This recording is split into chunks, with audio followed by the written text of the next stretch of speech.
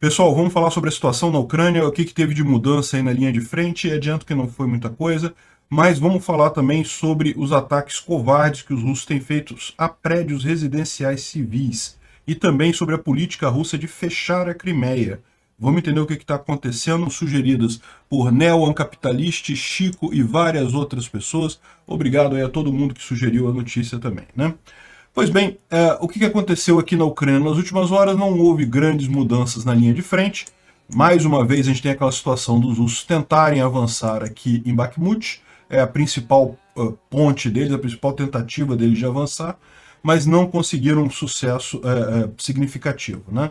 Não há nenhuma novidade aqui na região de Bakhmutste, o Soledar, né, que fica logo aqui, não tem nenhuma mudança também aqui nesse eixo principal. Eles já tomaram a M3 há alguns dias, mas não conseguiram avançar além disso, né?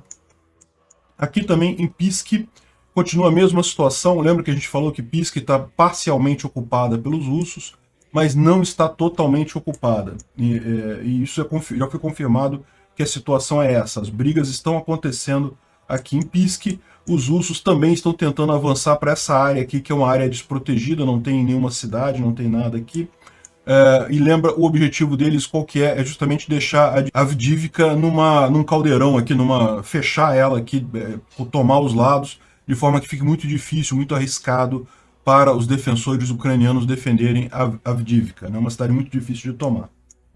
Aqui no sul também teve algumas brigas aqui, mas nada que mudasse de forma significativa aqui em Zaporizhia.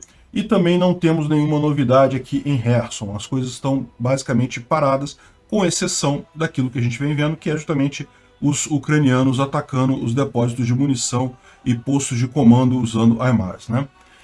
Uma coisa muito triste que aconteceu ontem, a gente falou, anteontem também houve um ataque muito forte em Odessa, em Mykolaiv, que eu não trouxe imagens, mas dessa vez eu trouxe. Essas imagens aqui são de Kharkiv.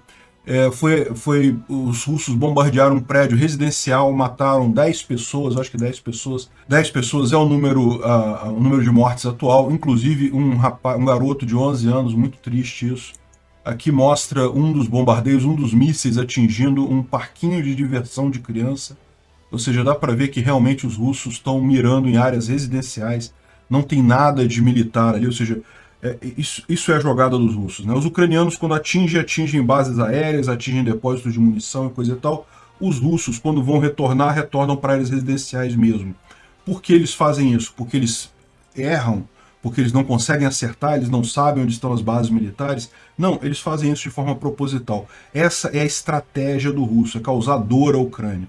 Aquilo que eu expliquei para vocês, não há alternativa para os russos manterem essa área que eles conquistaram. Eles precisam de um acordo de paz. E a única forma deles negociarem a paz é se eles conseguirem causar dor à Ucrânia. Eles não conseguem avançar, não conseguem tomar mais território.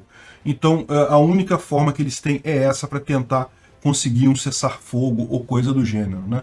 Olha que absurdo, é um parque infantil. Felizmente não tinha criança aqui no momento da explosão, mas veio a bomba aqui, né? Não tem nenhuma coisa. Aqui onde eles atingiram aqui era um prédio residencial, um prédio de dormitórios.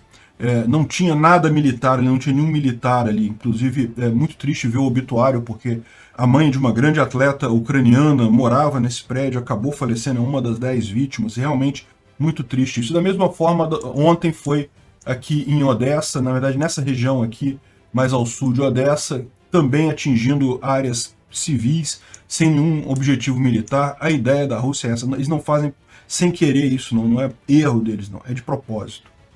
Enfim, é muito triste isso. Os ucranianos, por outro lado, têm visado os depósitos de munição. Então você vê que é até aquilo que a gente explicou na época, né? Os ucranianos se abstiveram de usar mísseis da era soviética no território ocupado ucraniano, justamente por quê? Porque esses mísseis são muito pouco precisos, né? E daí você tentar atingir... Eles poderiam fazer isso, poderiam usar... Os ucranianos têm mísseis pouco precisos da época soviética que poderiam atingir já a distância que o HIMARS faz de 80 quilômetros. Mas aí, como são pouco precisos, arriscaria atingir as comunidades em volta, atingir pessoas em volta. E os ucranianos não querem fazer isso. Querem atingir só os postos de comando, só os lugares que têm munição. E agora com o HIMARS eles conseguem fazer isso. Por quê? Porque o HIMARS ele tem uma precisão muito boa. É isso que fez diferença no final das contas, né? Então aqui um ataque em Avrosivka, a 75 km da linha de frente, aqui em Donetsk. É esse ataque aqui, ó. Você vê que é bem na retaguarda mesmo.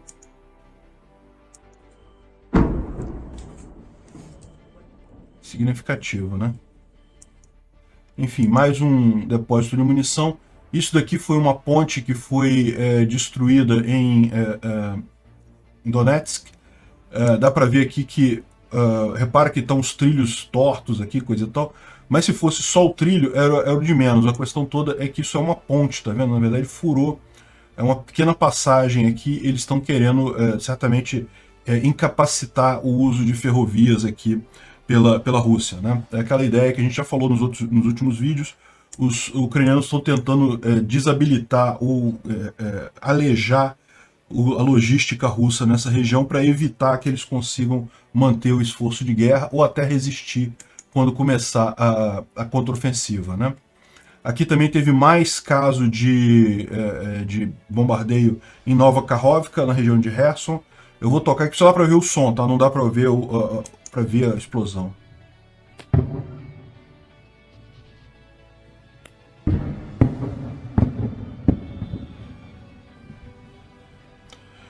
E isso foi confirmado depois pelos locais, que foi na ponte lá em Nova Kakhovka, ou seja, aqui na represa, né, onde tem uma das passagens aqui para a logística russa, para a margem direita do rio de Dnipro, para a margem aqui a norte e oeste do rio de Dnipro, né? Então deve ter sido provavelmente mais uma ação dos ucranianos para evitar o uso dessa passagem pelos russos. Outra coisa que pode ser também, e isso muita gente tem falado, é os ucranianos visarem justamente esse canal aqui, que é o canal que leva água para a Crimeia, né? Vocês sabem, a Crimeia ela tem um problema de falta de água, ela não tem água doce o suficiente. Tem muito poucos rios aqui nessa região, e os rios são totalmente insuficientes para atender a agricultura da área, né? Então, na época ainda soviética, os ucranianos construíram aqui esse canal que passa aqui pela península, aqui pela ligação de terra da península e justamente abastece de água boa parte aqui da Crimeia. Toda a parte da agricultura e irrigação vem por esse canal. E quando a Rússia tomou a Crimeia, os ucranianos fecharam esse canal aqui. Esse foi um dos motivos pelos quais os russos acabaram gastando um bocado de dinheiro aqui na região, porque tinham que mandar carro-pipa até para abastecer cidade aqui, por conta de falta de água, né? E uma coisa que eles podem fazer, os ucranianos agora, que têm armas de precisão, é destruir justamente este canal, né? É possível fazer isso? Sim. É possível fazer, por exemplo, na passagem aqui sobre rios, aqui, ó, o canal passa por cima de rios para abastecer lá a Crimeia, e talvez aqui algum tiro dado aqui, bem no local onde é feita a captação, possa conseguir inutilizar o canal, né? Enfim, é uma possibilidade. Como é que eles fariam isso? A gente não sabe. Bom, mas houve, de fato, bombardeio nessa região ontem, né? Outra coisa curiosa é que, lembra que a gente falou que os oficiais todos russos saíram de Kherson, não estão mais no lado direito aqui do Dnipro, não estão mais a norte ou oeste aqui, ou seja, aqui ficaram, lógico, comandos mais subalternos, soldados e coisa e tal, mas o alto comando mesmo migrou provavelmente para Nova Kakhovka. E isso é visível, segundo diz o pessoal, justamente pela indolência ou insolência dos soldados russos em Kherson. Ou seja, os soldados não estão nem aí, não estão fazendo nada, não tem superior para ficar chamando a atenção deles, né? Ou seja, de fato, isso aconteceu, os oficiais saíram de lá, né? E agora o próximo passo é os soldados perceberem que eles foram deixados lá como bucha, né? Por que os oficiais saíram? Saíram porque sabem que não é mais seguro ficar ali, né? Teve uma outra informação. Aliás, deixa eu fazer uma observação aqui. Muita gente comentou nos vídeos do meu último vídeo que o vídeo que eu mostrei de destruição de munição e coisa e tal era um vídeo antigo que já tinha sido mostrado antes. Bom, pode acontecer, tá, gente? É aquele negócio, a gente recebe vários vídeos aqui, é difícil saber exatamente o que é verdadeiro, o que é falso. Tanto que eu falei para vocês que presumível que o vídeo seria daquele depósito, mas não havia certeza. E, bom, então tomem com alguma cautela esses vídeos que aparecem. O fato é, de qualquer forma, não muda que houve aquele ataque lá em Jankoy, aqui na Crimeia, né? Mas, bom, a outra coisa que houve ontem também, que foi aquela destruição do prédio que estava as forças, o comando russo na região de Lysychansk. Lembra que a gente mostrou ontem a destruição do prédio? Hoje a gente ficou sabendo que, olha só como é que foi que os ucranianos atingiram aquele prédio. Houve algumas fotos aqui postadas num canal russo alguns dias antes. Tá vendo? A foto postada aqui não dá para ver nada, né? Esse pessoal aqui não foi igual ao Grupo Wagner. Lembra que o Grupo Wagner tirou uma foto em frente ao prédio? E eu falei, olha só olhar a fachada já dá para ver onde é que é. E como se não bastasse, ainda tinha a placa. Ou seja, tinha uma placa dizendo o endereço do prédio ali, né? Como se não bastasse. Por isso que acharam o comando do Grupo Wagner e os ucranianos atingiram esse comando. E aqui também, dessa vez o cara tomou cuidado, né? O repórter russo aqui, que foi lá no comando em Lysychansk, tiraram uma foto num lugar que não dá para ver o prédio por fora, né? Tá aqui, estudo interno, não dá para ver, coisa e tal. Mas, olha só que coisa, eles esqueceram de tirar a geolocalização da foto. Para quem não sabe, as máquinas fotográficas modernas e até os celulares, por padrão, quando você tira uma foto, eles colocam no metadado da foto a localização onde foi, colocam mais algumas informações, o tipo de abertura que você usou, o tipo de máquina, coisa e tal. Um monte de informação que vai ali guardada, que ficou oculta, mas que você consegue ver com muita facilidade. E normalmente o que se recomenda nesses casos, que você vai estar tirando uma foto numa região sensível, é você desativar isso, tem como desativar isso. Só que o cara não fez isso, não desativou, botou a foto no Telegram, isso chegou nas autoridades ucranianas. Os ucranianos pegaram o GPS ali, olha que beleza, sabemos onde está o comando russo agora. E pronto, destruíram, viram que era um antigo prédio da SBU, que é o Serviço Secreto Ucraniano, né? Mas lógico, não está mais lá, aquela região já foi ocupada pelos russos. Viram que os russos estavam usando ali e pronto, prontamente destruíram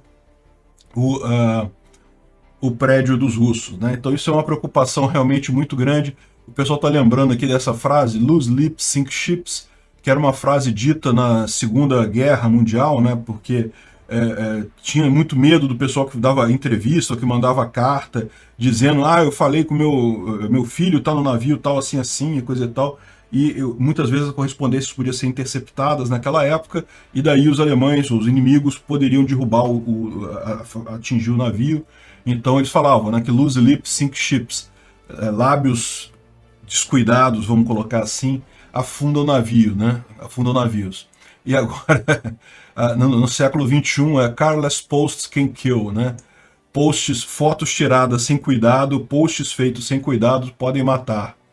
Enfim, interessante isso daí, você vê como é que esse tipo de coisa tem sido usado, né? Como é que a era da informação descentralizada e distribuída está afetando também esse tipo de coisa, né? E aqui parece que é o momento da explosão desse prédio, ou seja, isso aqui foi a filmagem do momento da explosão desse prédio. A gente já mostrou isso daqui ontem, né? O vídeo do prédio lá do comando do exército em Lysychansk, do exército russo em Lysychansk, que foi totalmente destruído, né?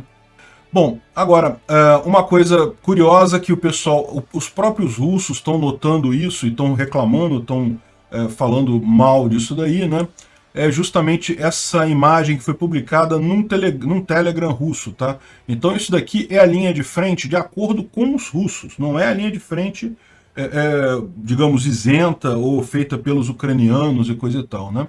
E aqui você vê a linha de frente no dia 10 de julho, que está em preto, e a linha de frente no dia 14 de agosto.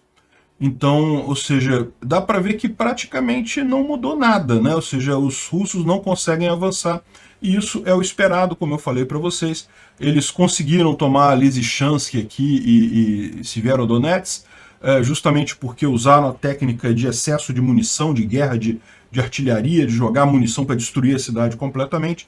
Mas uma vez que os ucranianos começaram a atingir a logística, eles não conseguem mais usar isso, porque para fazer esse tipo de guerra precisa ter uma logística muito grande.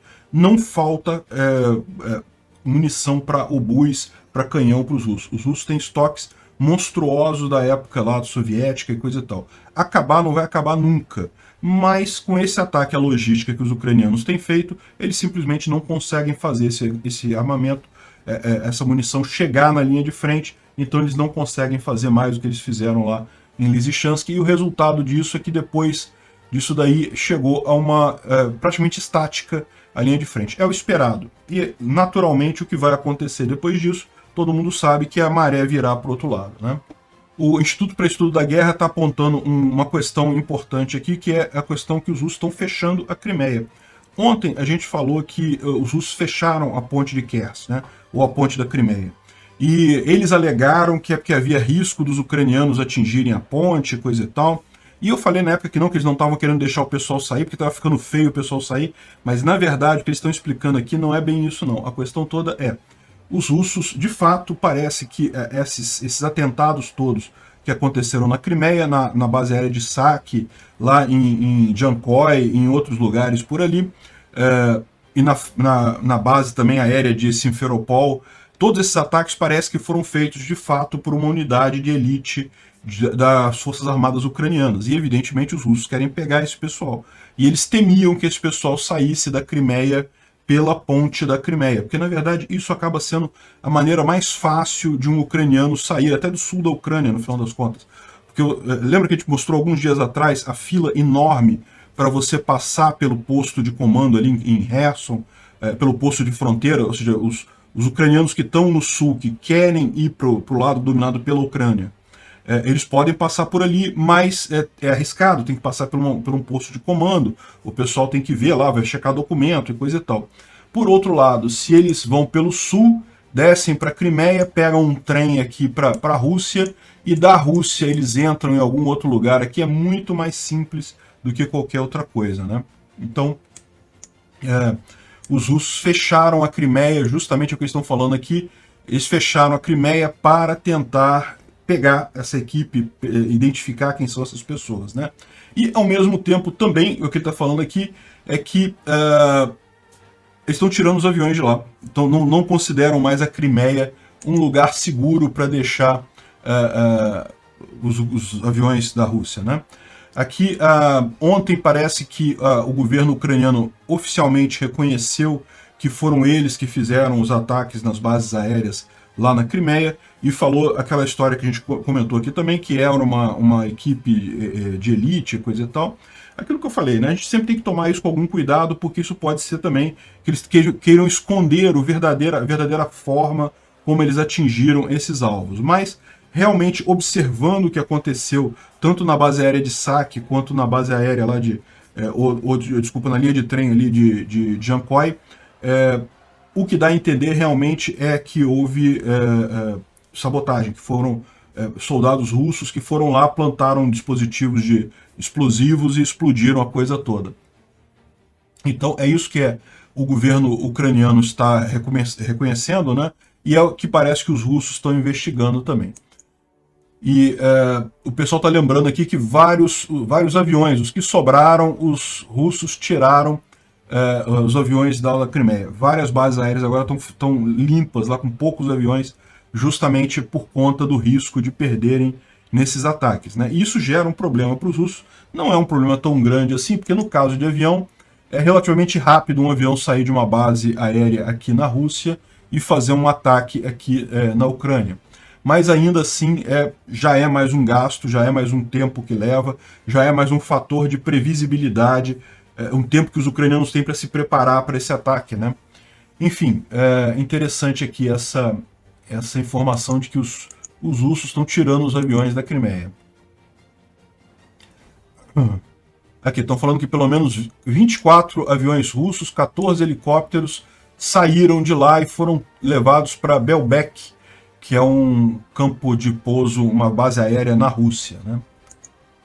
Bom, e aqui também mais uma reportagem falando que a Federação Russa estão tentando fechar a península para tentar pegar os ucranianos que fizeram os strikes ali nas bases aéreas e coisa e tal, né? Vamos ver agora como é que continua isso daí. Eu espero sinceramente que a gente tenha mais notícias positivas na próxima terça-feira, né? Porque lembra, a base de Saki foi na terça-feira passada, né, retrasada. Na terça-feira passada, agora dessa semana, foi a ataque em Jancoy, né? Então parece que o negócio lá tem um schedule ali para terça-feira. Vamos esperar a próxima terça-feira para ver como é que vai ter ali, o que vai ter nesse meio tempo. Uma notícia ruim, o Yevgeny Prigozhin, ele sobreviveu ao ataque à base de Kherson, né? Aqui tem uma imagem dele inspecionando a base depois da destruição, ou seja, morreram muitos altos comandos do grupo Wagner lá. Foi uma coisa positiva, não tenha dúvida, mas o chefe dos ratos ainda está aguardando a data dele de ir lá para o inferno, né? Enfim, o cara ainda está vivo ainda, infelizmente. Bom, lá na televisão russa, eles continuam insistindo com a ideia absurda de que a Ucrânia está atirando na usina de Zaporizhia, né? A gente já falou sobre isso. É lógico que não tem lógica nenhuma para a Ucrânia fazer isso. Por que a Ucrânia faria isso? Não tem nenhum motivo. A Ucrânia fez alguns bombardeios na região da usina, onde estão as tropas russas, mas em momento algum, lógico, na usina em si, né? E o problema é que os russos estão cada vez mais usando a usina como armazenagem de tanques e caminhões e coisa e tal, e munição. Mas mesmo dessa forma, a Ucrânia não vai atingir essas usinas, porque não tem lógica isso, ela sabe que o risco que é isso, né? E aí, o curioso dessa história é que eles rodaram na televisão russa as simulações de um possível acidente lá nessa usina, mostrando que atingiria a Polônia, a Alemanha, a Suécia e não sei o que lá, e coisa e tal, né? Aqui, ó, chegando até a Polônia, aqui na Alemanha, né, a nuvem de radiação, e curiosamente eles só mostram a pluma para o lado de cá, né? Tem que lembrar, meu amigo, que o vento pode estar soprando para o outro lado também. E esse é o motivo que eu falo pelo qual eu não acredito, embora a Rússia esteja fazendo esse tipo de chantagem, dizendo, olha, vamos explodir a usina, coisa, eu não acredito que eles vão fazer justamente por conta disso daqui. Porque agora, pensa se o vento estiver soprando para o outro lado. O que pode acontecer, né? Então, até tem aqui, do lado aqui tem umas simulações aqui, deixa eu tirar minha cabeça daqui. Do lado aqui tem umas simulações para o outro lado também, com vento para o outro lado. Não sei quão honesto eles foram nisso daqui, mas o fato é que qualquer um que entende do assunto sabe que essas plumas podem chegar a uma distância muito grande. É só ver Chernobyl. Chernobyl chegou na Suécia. O grosso do dano foi na Bielorrússia, né, ou em Belarus, mas chegou em vários países da Europa. E também, se houver um acidente em Enerhodar, aqui naquela usina de Zaporizhia, certamente a pluma pode atingir a Rússia com muita facilidade. Amplas áreas na Rússia, no final das contas, né? Repara, a fronteira russa está aqui, ó, essa linhazinha roda aqui. Gira essa pluma para o lado de cá para você ver como é que a Rússia pode muito mais ser prejudicada do que a Europa. Aí você ainda pode falar assim, mas se eles forem escolher a hora de explodir, eles vão esperar o vento tá soprando para o lado de lá para explodir a usina. E, meu amigo, isso é arriscado pra caramba, porque a gente está falando de vento durante dias, né? Então pode, na verdade, o vento virar depois e levar para a Rússia, não quer dizer absolutamente nada isso daí. É o terror que eles estão fazendo lá na televisão russa. Por que eles estão falando isso? É aquilo que eu falei para vocês. A Rússia precisa de um cessar-fogo. Ela quer chegar num acordo, ela quer parar a guerra.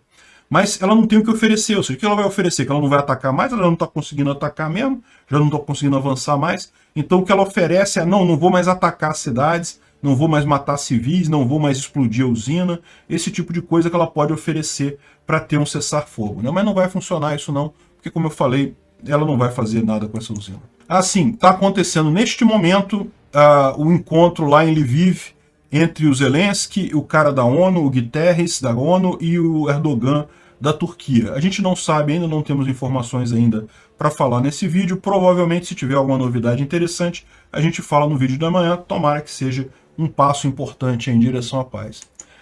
Pessoal, esse aqui é o canal do Alex Silva. Alex Silva é um brasileiro que está atuando lá na Ucrânia, ele está na frente de batalha lá, e ele abriu agora, ele já tinha um grupo no Telegram que ele falava muito sobre a guerra e coisa e tal, mas ele agora decidiu fazer um vídeo no YouTube, um canal no YouTube, onde ele justamente vai refutando esses outros canais que tem por aí, totalmente a favor da Rússia. Eu acho um absurdo isso também. Já falei que eu não entendo esse pessoal, mas eu sinceramente eu prefiro ignorar esse povo, porque no final das contas o futuro, o próprio tempo, a própria verdade vai se encarregar de responder esses outros canais por aí, né? Mas ele fez aqui uma refutação, principalmente alguns especialistas que foram falar na Jovem Pan, que está bem interessante esse vídeo dele aqui. Eu vou deixar o link do canal dele na descrição, junto com as outras abas todas aqui que eu usei. Eu recomendo que vocês vão lá no canal do cara, se inscrevam lá, vejam o vídeo dele, é bem interessante. Ele certamente tem informações muito mais de primeira mão do que eu aqui, né? Eu busco as informações na internet, tento coletar, mostrar a coisa de uma forma concisa e coisa e tal, mas certamente em termos de ter informações da linha de frente, ele deve ter muito mais do que eu. E outra notícia que está circulando aqui no Brasil, essa daqui. Olha como é que a manchete é maldosa do Globo, né? China anuncia envio de tropas para a Rússia. Olha só, querendo agradar o pessoal russo, né, que está torcendo para a Rússia, não, porque a China vai mandar tropas e coisa e tal. Não seria muito mais lógico, nesse caso aqui, dizer a verdade? Olha só, militares chineses e russos participarão de um exercício em território russo. Não, a China não está mandando tropas para a Rússia. Elas estão fazendo um exercício militar na Rússia, em algum lugar lá no leste, junto com o Tajiquistão, Belarus, Índia, não sei o que lá, em algum lugar lá no norte da Rússia, eles vão fazer um exercício de guerra lá. Então não, a China não está mandando tropas. A China está participando do exercício de guerra com a Rússia. Essa é a manchete. Mas aí o pessoal fica querendo agradar o povo pró-russo. É impressionante, cara. A esquerda e a extrema-direita aqui no Brasil se uniram lindamente em apoiar a Rússia. Eu não entendo isso. Bom, mas, como eu digo, eu não me preocupo também em ficar refutando esse pessoal, porque a minha visão é que o tempo vai se encarregar de mostrar a verdade para eles. Obrigado por assistir o vídeo até o final. Além de curtir, compartilhar e se inscrever no canal, considere se tornar patrocinador com valores a partir de R$ 1,99. Clique no botão Seja Membro abaixo para saber as condições e vantagens de patrocinar o canal. Mais informações sobre o nosso projeto, visite nossos sites indicados na tela.